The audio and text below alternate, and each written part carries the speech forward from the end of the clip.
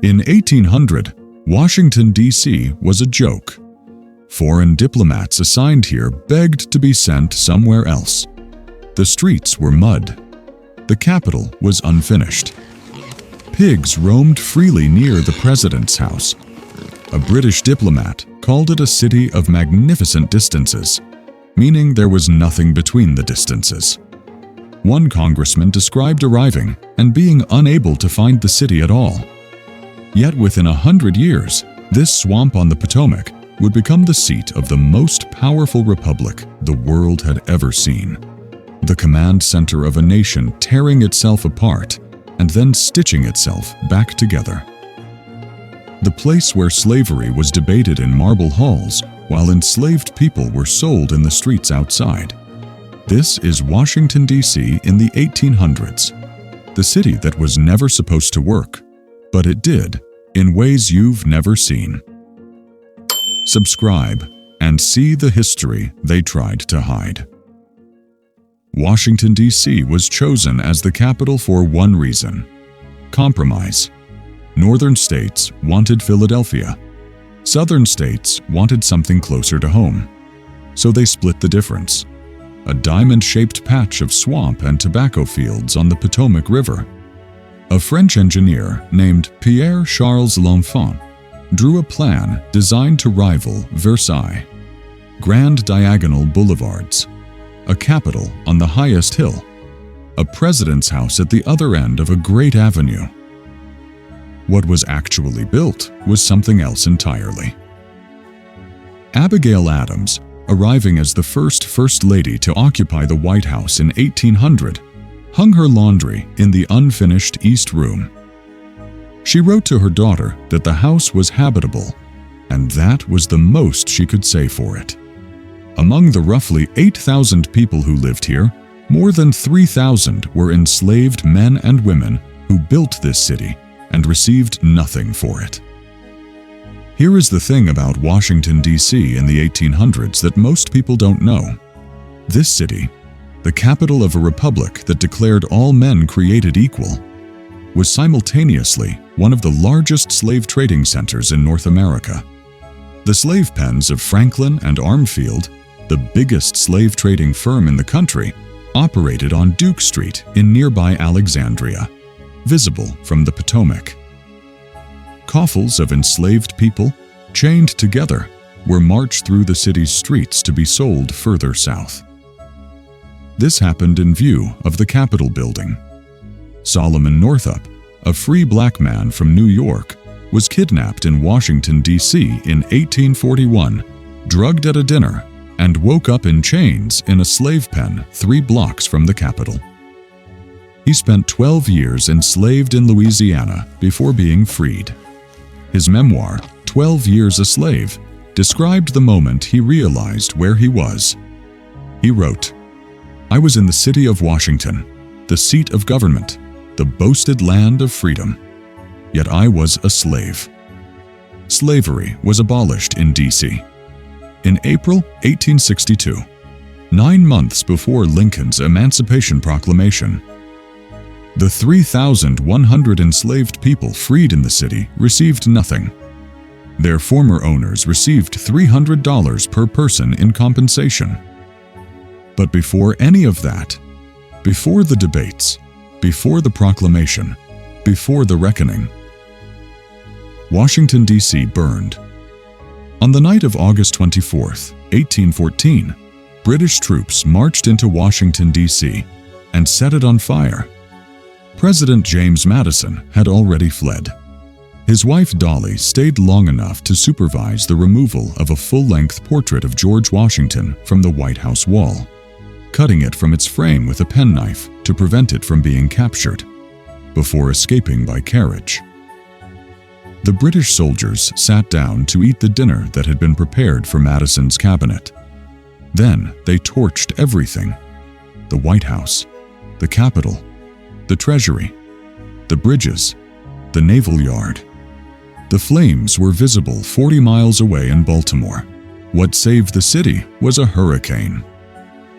The following day, a violent storm swept through and extinguished the fires. The British, battered by the weather, withdrew. Washington, D.C. was rebuilt, but the burned-out shell of the White House still showed scorch marks under its new white paint for years. Standing in the ruins of the Capitol, a senator described the scene. Columns still standing, classical facades intact, the dome gone. It looked like ancient Rome. Except it had been new last week. The city rebuilt. The marble returned. The avenue was paved. And then, 47 years later, Washington, D.C. faced something the British couldn't finish, a war that started inside its own borders. In April 1861, the Confederate state of Virginia seceded, and Washington, D.C. suddenly found itself surrounded. Virginia was across the Potomac. Maryland, which had not seceded, was restless. For 3 weeks, Washington was effectively cut off. No troops could get through. Lincoln paced the White House.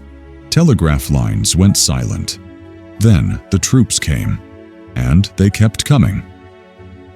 For 4 years, Washington, D.C. transformed into the largest military logistics operation in American history. The mall, where the reflecting pools and monuments stand today, was a military encampment. The Capitol building served as a barracks and hospital. 2,000 soldiers slept on the marble floors under Constantino Brumidi's half-finished ceiling frescoes. The smell of the city, already bad from poor sewage, became overwhelming as horses, mules, and soldiers crowded every open space. The population of Washington exploded from 61,000 to over 130,000 during the war. Former enslaved people, called contrabands, flooded into the city by the tens of thousands after Lincoln's Emancipation Proclamation. They camped in alleyways, in abandoned buildings, in government parks. No one had planned for them. Walt Whitman came to Washington as a nurse in the war hospitals and never fully left.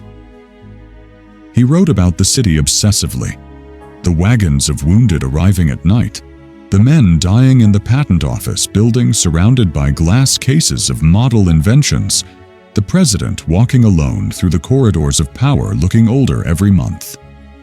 Whitman and Lincoln saw each other regularly on the streets of Washington. Lincoln would nod. Whitman would bow. They never spoke.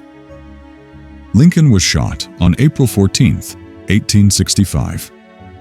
By morning, the streets of Washington were silent. People wept openly. The city that had argued about him, celebrated him, cursed him, and ignored him stood still. The war was over. And for one extraordinary moment, the most extraordinary moment in Washington's entire history, the city glimpsed what it could actually become. For a brief window after the Civil War, Washington, D.C. became something it had never been. A genuinely multiracial democratic city. Black men voted. Black men held office. Howard University, founded in 1867, began training black doctors, lawyers, and ministers.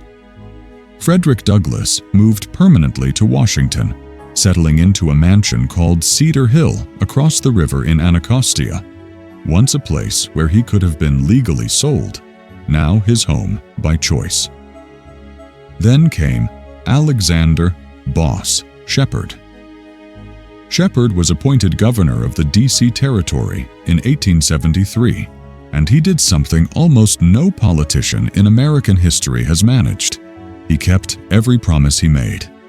He paved 150 miles of streets, installed gas lighting, built a working sewage system, planted 60,000 trees. He spent $20 million doing it. His authorized budget was $10 million. He went bankrupt. He was never punished. Washington, D.C. was transformed. And then Congress looked at what Reconstruction had produced. A city with black elected officials, a black university, black men on city councils, and made a decision. In 1874, they abolished the D.C. territorial government entirely. The official reason was fiscal mismanagement, but every newspaper covering the vote understood the real calculation. A city where black men held power was a city that needed to be brought back under control. So they took the vote away from everyone and called it good governance. Washington, D.C. would not have an elected mayor again until 1974. That is 100 years, during which the people who actually lived in the capital of American democracy had no say in how it was governed. By 1877, Reconstruction was over. Federal troops left the South. In Washington, the reversal was slower, but just as complete. The power black residents had briefly held dissolved, ward by ward, office by office, until the city that had glimpsed its best self retreated entirely into the city it had always been. What filled that vacuum was money. By the 1880s, Washington had become exactly what it was designed to prevent: the private property of concentrated power.